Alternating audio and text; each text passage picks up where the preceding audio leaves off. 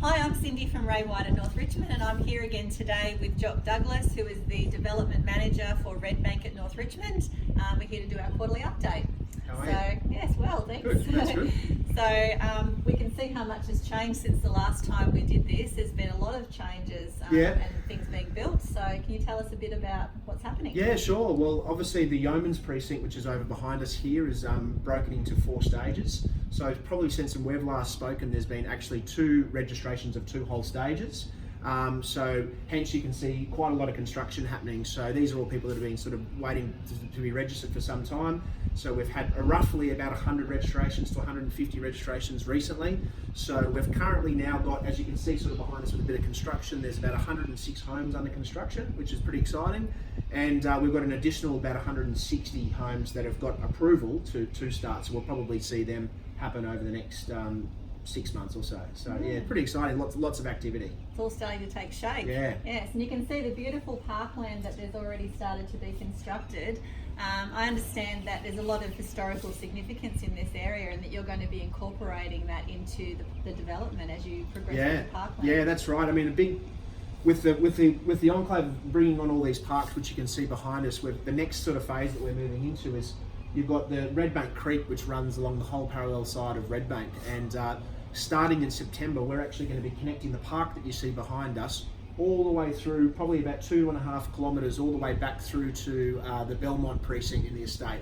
And along that walk, they'll be highlighting a lot of the significant historical aspects of the site, such as the there's a lot of Aboriginal sites there, which we're going to be maintaining and keeping away the footpath, where we'll have plaques explaining what sort of some of the history.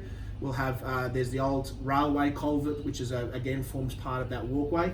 And then not to mention just all your normal picnic stations, workout stations, children's playgrounds, there's 2 of those.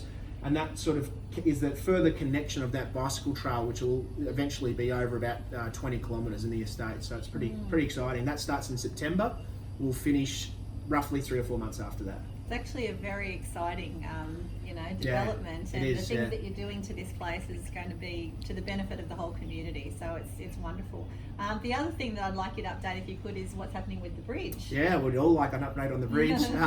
So where we're at is obviously most people would know. Council have recently held a couple of public meetings discussing the update of the bridge. Now, Council have now decided that they wanted to move the bridge, which we were supportive of, so they've moved it a little bit further up the road.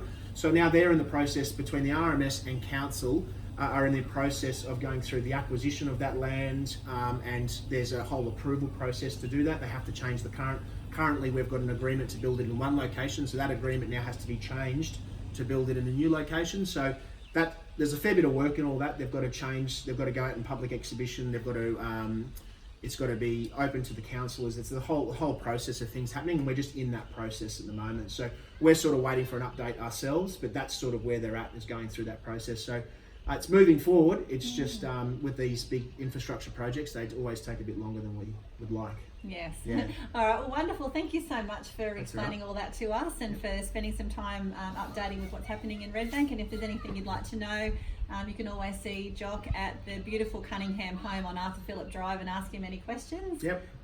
Thanks for having us. I'm Cindy Cash.